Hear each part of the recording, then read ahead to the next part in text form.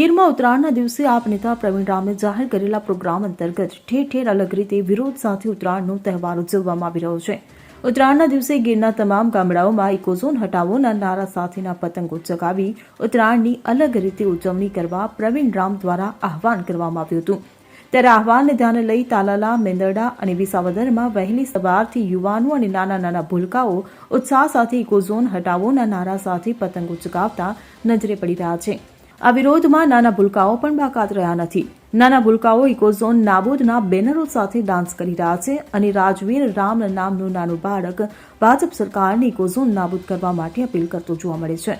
તો પ્રવીણ રામના આ આહવાન બાદ વહેલી સવારથી રાજુભાઈ બોરખતરિયા, હરેશભાઈ સાવલિયા, દિનેશભાઈ પટેલ, વિજય હિરપરા તેમજ અન્ય આગેવાનો આ આયોજનને સફળ બનાવવા માટે કામે લાગી ગયા છે। આ પ્રોગ્રામ બાબતની પ્રતિક્રિયા આપતા પ્રવીણ રામે જણાવ્યું કે આ પ્રોગ્રામથી અમે સરકારની ઇકોઝોન સદંતર નાબૂદ કરવા સ્પષ્ટ સંદેશ આપીએ છીએ।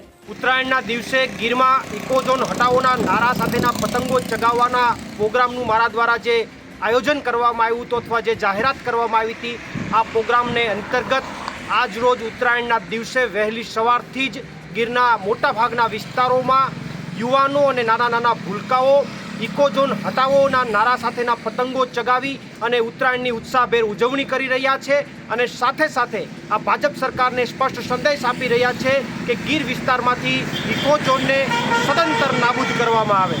પ્રવીણ રામ, પ્રદેશ ફ્રન્ટલ અધ્યક્ષ, આમ આદમી પાર્ટી। દીપક જોશી સાથે CN24 ન્યૂઝ, ગીર સોમનાથ। હવે જુઓ દેશ દુનિયાની તમામ ખબરો તમારી આંગળીના ટેરવે। ઉઠાવો મોબાઈલ અને ગૂગલ પ્લે સ્ટોર પરથી ડાઉનલોડ કરો અમારી CN24 ન્યૂઝ મોબાઈલ એપ।